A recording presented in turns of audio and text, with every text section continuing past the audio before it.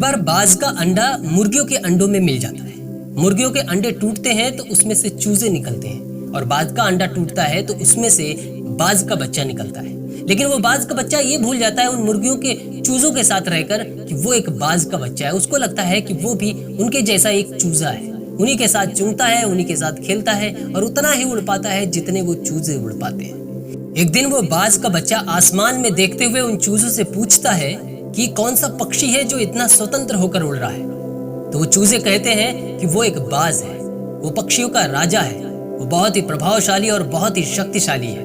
हम वैसा नहीं हो सकते, हम कभी उतनी उड़ान नहीं उड़ सकते। तो बाज का बच्चा कहता है कि हम कोशिश करें तो क्या हम उड़ नहीं सकते वहां तक? हम क्या आसमान की सैर नहीं कर सकते? तो वो चूजे कहते हैं कि हम कभी नहीं कर सकते, हम तो एक छोटे से चूजे हैं जो थोड़ी सी उड़ान भरकर जमीन पर गिर जाते हैं। हम में से किसी में वो दम नहीं है कि हम आसमान में बाज के तरीके से उड़ सके। वो बाज का बच्चा ये मान लेता है कि वो एक चूजा है। वो कभी भी अपने आप को पहचानता नहीं है कि वो एक बाज है। वो अपने आप को चूजा मानकर पूरी जिंदगी गुजार देता है और बूढ़ा होकर एक दिन मर जाता है। ये कहानी हमें यही सिखाती है और वो चूजा हमें यही सिखा के जाता है कि हमें खुद को पहचानना है। वो एक बाज का बच्चा होने के बावजूद वो चूजों की जिंदगी गुजार कर पूरी जिंदगी ऐसे ही गुजार देता है और बाद में वो मर जाता है। उसको यही नहीं पता चलता कि वो एक बाज का बच्चा है, वो भी वही उड़ान उड़ सकता है जिस उड़ान को उसने आसमान में उड़ते हुए उस बाज को देखा था। लेकिन उन चूजों की वो बात मानता है कि वो तो चूजा है, वो तो उड़ ही नहीं सकता, उससे तो होगा ही नहीं, वो कोशिश भी करेगा तब भी नहीं होगा।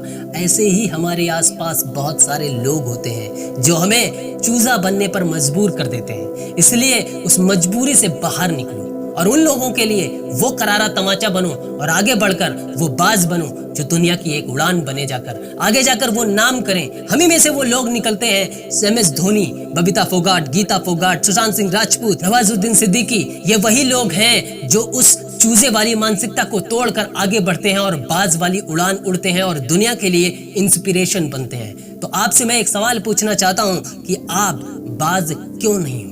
आप अगर चूजा हो तो चूजा क्यों हो? ये सवाल आपके लिए छोड़ के जाता हूं क्योंकि इसका जवाब आपके सिवा कोई नहीं दे सकता।